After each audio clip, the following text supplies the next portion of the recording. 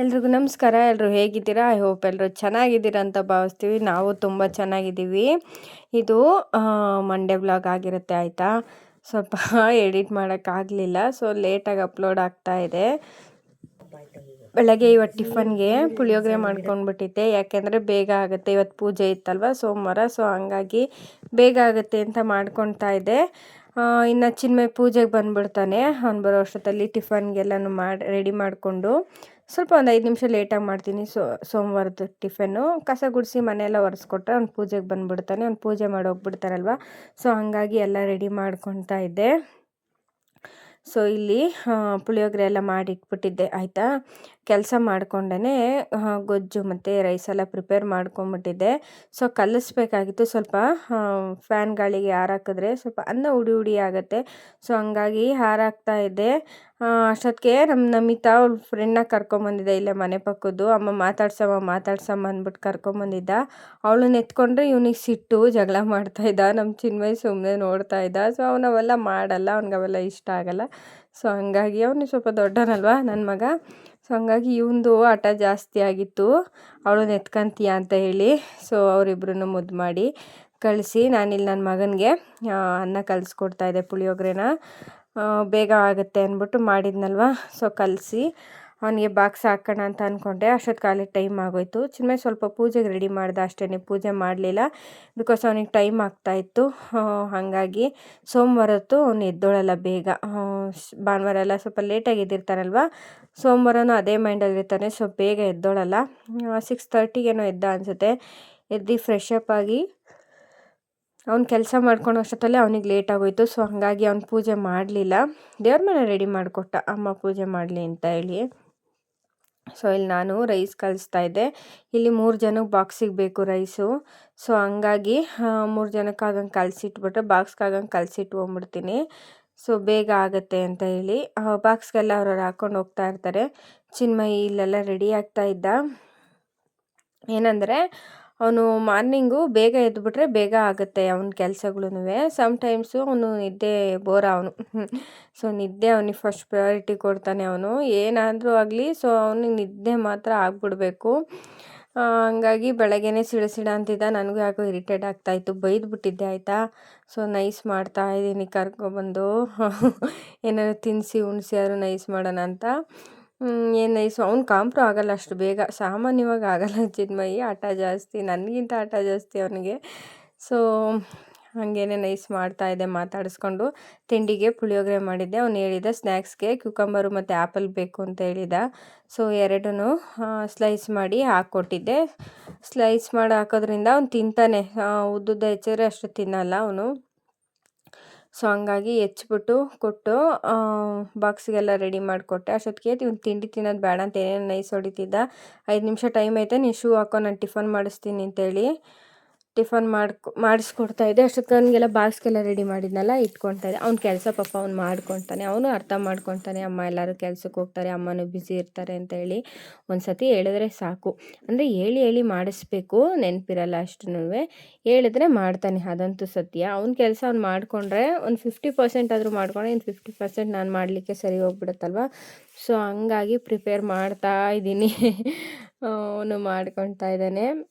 ಯಾವಾಗಲೂ ಇದೇ ಥರ ಇರಲ್ಲ, ಅವ್ನ ಮೈಂಡು ಚೇಂಜ್ ಆಗ್ತಾ ಇರುತ್ತೆ. ಒಂದು ಸತಿ ಇದ್ದಿದ್ದ ಮೈಂಡ್ ಇನ್ನೊಂದು ಸತಿಗೆ ಇರಲ್ಲ, ನಾನು ಮಾಡಲ್ಲ ಅಂತಲೂ ಅನ್ನೋದು ಉಂಟು. ಸೊ ಅವಾಗ ನಾವು ಮಾಡ್ಕೊತೀವಿ, ಮಿಕ್ಕಿದ ಟೈಮು ಅವನಿಗೆ ಕೊಡ್ತೀವಿ ಮಾಡ್ಕೊಳ್ಲಿಕ್ಕೆ. ತಿಂಡಿ ತಿನ್ನಿಸ್ದೆ ಅವನಿಗೆ, ನನಗೆ ಸಮಾಧಾನ. ಅವ್ನು ತಿಂಡಿ ತಿಂತಾನಲ್ವ, ನನಗೆ ಸಮಾಧಾನ ಅವ್ನು ತಿಂದುಬಿಟ್ರೆ.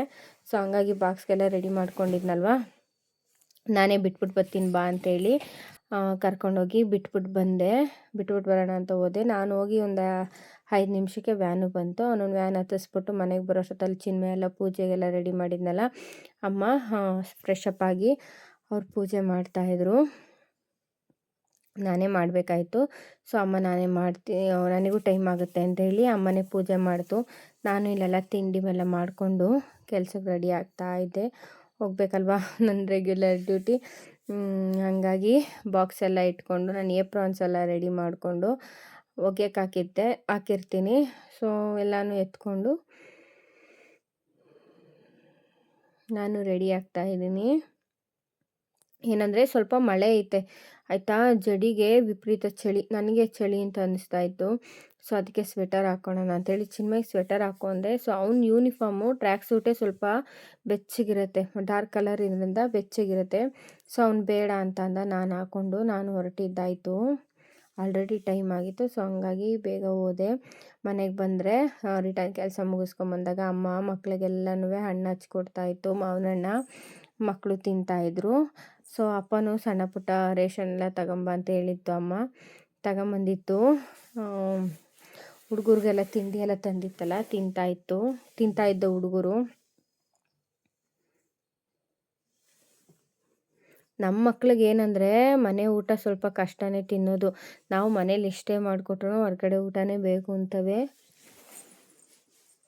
ಇಲ್ಲೂ ಅದೇ ಥರನೇ ಅಮ್ಮ ಕೊಟ್ಟಿತ್ತು. ಇನ್ನು ಚಿನ್ಮಯ್ದು ಹೋಮ್ವರ್ಕ್ ಸ್ಟಾರ್ಟ್ ಆಯ್ತು, ಸ್ಕೂಲ್ ಸ್ಟಾರ್ಟ್ ಆಯಿತು ಅಂದರೆ ಹೋಮ್ವರ್ಕ್ ಸ್ಟಾರ್ಟ್ ಆಯಿತು. ಅವ್ನ ಕೆಲಸ ಅವ್ನಿಗೆ ಗೊತ್ತಲ್ವ. ಸೊ ಅವನು ಹೋಮ್ವರ್ಕ್ ಎಲ್ಲ ಮಾಡ್ಕೊಳ್ತಾ, ಇವತ್ತೇನೋ ಹಿಂದಿ ಕೊಟ್ಟಿದ್ರಂತೆ. ಸೊ ಮಾಡ್ಕೊತೀನಮ್ಮ ಅಂತಿದ್ದ. ಸರಿ ಮಾಡ್ಕೊ ಅಂತ ಹೇಳಿ ಅವ್ನ ಪಾಡಿಗೆ ಅವ್ನು ಹೋಮ್ವರ್ಕ್ ಮಾಡ್ಕೊತಾ ಇದ್ದ. ಅಷ್ಟೊತ್ತಿಗೆ ರೇಖಾ ಅವ್ರ ಯಜಮಾನ್ರು ಇಬ್ಬರೂ ಒಂದೊಟ್ಟಿಗೆ ಕೂತ್ಕೊಂಡ್ರು. ಯಾಕಂದರೆ ನಮ್ಮ ಚಿಕ್ಕವನು ಬ್ಯಾಗ್ ಅರ್ಧ ಹಾಕ್ಕೊಂಬಿಟ್ಟಿದ್ದಾಯ್ತಾ. ಬ್ಯಾಗೆಲ್ಲ ತೊಗೊಂಡು ಇವಳೇನೋ ಸ್ಯಾಂಡಲ್ ತೊಗೊಂಬಂದಿಲ್ಲಂತೆ, ಚಪ್ಪಲೆಲ್ಲ ತೋರಿಸ್ತಾ ಇದ್ಲು. ಇದು ನನ್ನ ಮಗನ hand writing Hindi hand writing ಚೆನ್ನಾಗಿ ಬರೀತಾನೆ ಆಯಿತಾ. ಅಷ್ಟೊತ್ತಿಗೆಲ್ಲ ರೇಖಾನು ಊಟ ಮಾಡ್ಕೊಂಡು ಹೋದ್ಲು. ಸೊ ಅಷ್ಟೊತ್ತಿಗಾಗಲೇ ಅಪ್ಪ ಎಳ್ಳಿಕಾಯಿ ಹೆಚ್ಚಿಟ್ಟಿತ್ತು ಆಯಿತಾ. ಉಪ್ಪಿನಕಾಯಿ ಹಾಕೋಣ ಅಂತೇಳಿ ಹಾಕ್ಕೊಳ್ತಾ ಇತ್ತು ಉಪ್ಪಿನಕಾಯಿನ. ನಮ್ಮಪ್ಪ ತುಂಬಾ ಚೆನ್ನಾಗಿ ಹಾಕುತ್ತೆ ಉಪ್ಪಿನಕಾಯಿ. ನಮ್ಮ ಮನೆ ಉಪ್ಪಿನಕಾಯಿ ಚೆನ್ನಾಗೈತೆ ಅಂದರೆ ಮೇಯ್ನ್ ರೀಸನ್ನೇ ನಮ್ಮಪ್ಪ. ಚೆನ್ನಾಗಿ ಉಪ್ಪಿನಕಾಯಿ ಹಾಕುತ್ತೆ. ನಮ್ಮಮ್ಮ ಹಾಕೋದ್ಕಿಂತ ಅಮ್ಮನೇ ಚೆನ್ನಾಗಿ ಹಾಕ್ತಾರೆ. ಸೊ ಅಪ್ಪ ತುಂಬಾ ಚೆನ್ನಾಗಿ ಹಾಕ್ತಾರೆ ಉಪ್ಪಿನಕಾಯಿ ಆಯಿತಾ.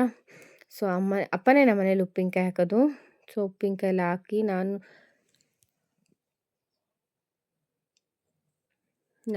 ತಲೆಗೆ ಹರಳೆಣ್ಣೆ ಅಪ್ಲೈ ಮಾಡೋಣ ಅಂತ ಅಂದ್ಕೊಂಡೆ. ಯಾಕಂದರೆ ಎಕ್ಸೆಸ್ ಆಫ್ ಹೀಟ್ ಆಗಿತ್ತು. ಚಿನ್ಮಯ್ಗೂ ಸ್ವಲ್ಪ ಹರಳೆಣ್ಣೆ ಅಪ್ಲೈ ಮಾಡಿ ನಾನು ಅಪ್ಲೈ ಮಾಡ್ಕೊಳ್ಳೋಣ ಅಂತೇಳಿ ಮಾಡ್ಕೊಂಡಿದ್ದಾಯಿತು. ಅವನಿಗೆ ಚಿನ್ಮಯ್ಗೆ ಸ್ವಲ್ಪ ಸ್ಕಿನ್ ವೇರಿಯೇಷನ್ ಆಗಿಬಿಟ್ಟೈತೆ ಆಯಿತಾ. ಅವನಿಗೆ ಇವಾಗ ಹುಲ್ಲೆಲ್ಲ ಬೆಳೀತಾ ಇರುತ್ತಲ್ವ, ಈ ಟೈಮಲ್ಲಿ ಸ್ವಲ್ಪ ಸ್ಕಿನ್ ವೇರಿಯೇಷನ್ ಆಗ್ತಾ ಇರುತ್ತೆ. ನಾನು ಅದೇ ಗೂಗಲಲ್ಲಿ ಸರ್ಚ್ ಮಾಡ್ತಾ ಇದ್ದೆ. ಸೊ ಏನಾಗುತ್ತೆ, ಅದ್ರ ಸಿಮ್ಟಮ್ಸ್ ಹೆಂಗಿರುತ್ತೆ ಅಂತ ಹೇಳಿ. ನನಗೆ ಟೈಮ್ ಸಿಕ್ಕೋದೇ ಈ ಟೈಮಲ್ಲಿ. ಸೊ ಹಂಗಾಗಿ ಅವಾಗಲೇ ಸರ್ಚ್ ಮಾಡ್ತಾಯಿದ್ದೆ. ಅವನಿಗೆ ಸ್ಕಿನ್ ಪ್ರಾಬ್ಲಮ್ ಹೆವಿ ಇದೆ. ಒಂದು ಸತಿ ಇದ್ದ ಥರ ಇನ್ನೊಂದು ಸತಿಗಿರಲ್ಲ ಅವನಿಗೆ. ಸೊ ಹಂಗಾಗಿ ಚೆಕ್ ಮಾಡ್ತಾ ಇದ್ದೆ.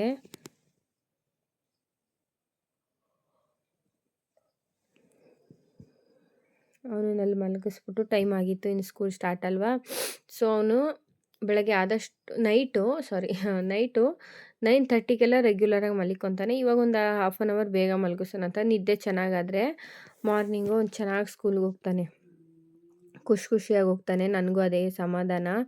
ಇಲ್ಲ ಅಂತಂದರೆ ಅವ್ನು ನನ್ನ ಹತ್ರ ನನಗೆ ಬೆಳಗ್ಗೆ ಹೊತ್ತು ಕೆಲಸಗಳಿರುತ್ತೆ, ವಿತ್ ಪ್ರೆಷರ್ ಇರುತ್ತೆ. ಅದ್ರ ಜೊತೆ ಇವನು ಬೇರೆ ಇರಿಟೇಟ್ ಮಾಡ್ತಾ ಇರ್ತಾನೆ. ಸೊ ನನಗೆ ಸಿಟ್ಟು ಬರುತ್ತೆ ಆ ಟೈಮಲ್ಲಿ. ಅವಾಗ ಸ್ವಲ್ಪ ನೈಸ್ ಮಾಡಬೇಕಲ್ವಾ, ಅದಕ್ಕೆ ಇವಾಗ ನೈಟು ಬೇಗ ಸ್ವಲ್ಪ ಮಲಗಿಸ್ಬಿಡ್ತೀನಿ ಅವನ್ನ.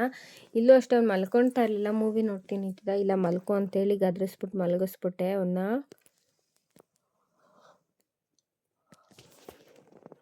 ಆರಾಮಾಗಿ ಎದ್ದೊಳ್ತೀಯ ಮಲಿಕೋ ಅನ್ನೋದೇ ಒಂದು ಇದಾಗೋಗ್ಬಿಡುತ್ತೆ.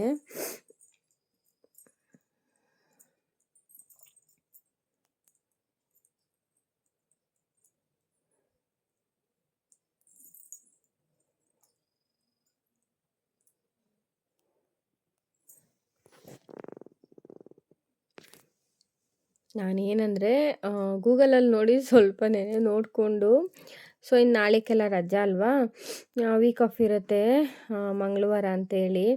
ಸೊ ಚೆನ್ನಾಗಿ ಫೋನ್ ನೋಡ್ತಾ ಇದ್ದೆ. ನನಗೆ ಫೋನ್ ನೋಡೋಕ್ಕೆ ಸಿಗೋದೆ ಈ ಟೈಮಲ್ಲಿ ಅಷ್ಟೇ. ಮಾರ್ನಿಂಗ್ ಒಂದು ಹಾಫ್ ಆನ್ ಅವರ್ ಲೇಟಾಗಿದ್ದರೂ ಏನೂ ಪ್ರಾಬ್ಲಮ್ ಇರಲ್ಲ ಅಲ್ವಾ. ಸೊ ಹಂಗಾಗಿ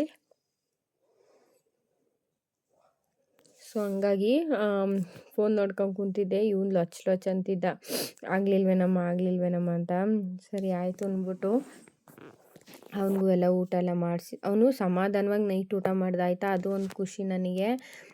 ಟೈಮು ಹಸುವಾಗಿದ್ರೆ ತಿಂದ್ಬಿಡ್ತವೆ, ಟೈಮ್ಸ್ ತಿನ್ನಲ್ಲ. ಆವಾಗಲೂ ಬೇಜಾರಾಗುತ್ತೆ, ಸಿಟ್ಟು ಬರುತ್ತೆ. ಮಜ್ಜಿಗೆ ಇದ್ದರೆ 3 ಟೈಮು ಮಜ್ಜಿಗೆ ಕೊಟ್ಟರು ಅವ್ನು ತಿಂದ್ಬಿಡ್ತಾನೆ ನನ್ನ ಮಗ. ಹಂಗಾಗಿ ಬೆಳಗ್ಗೆನೂ ಸ್ವಲ್ಪ ಪುಳಿಯೋಗರೆ ಮೊಸರು ಹಾಕೊಂಡು ಹೋಗಿದ್ದ. ಸ್ಕೂಲಿಂದ ಬಂದು ತಿಂದಿದ್ದಂತೆ. ಇವಾಗ ಸ್ವಲ್ಪ ಮಜ್ಜಿಗೆ ಸ್ವಲ್ಪ ಅನ್ನ ತಿಂದಿದ್ದ. ಸೊ ನನಗೆ ಎಷ್ಟೋ ಸಮಾಧಾನ ಆಯಿತು ಬಿಡಪ್ಪ ತಿನ್ನಲ್ಲ ಅಂತ ಹೇಳಿ.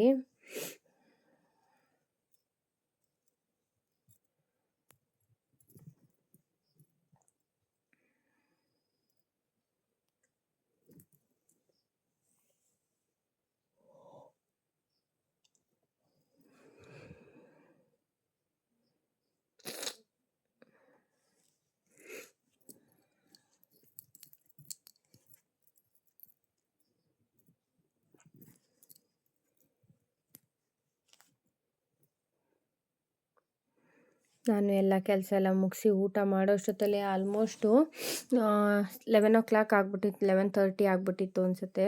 ಸೊ ಮಲಗೋ ಟೈಮ್ ಬೇರೆ. So thank you for watching. Bye.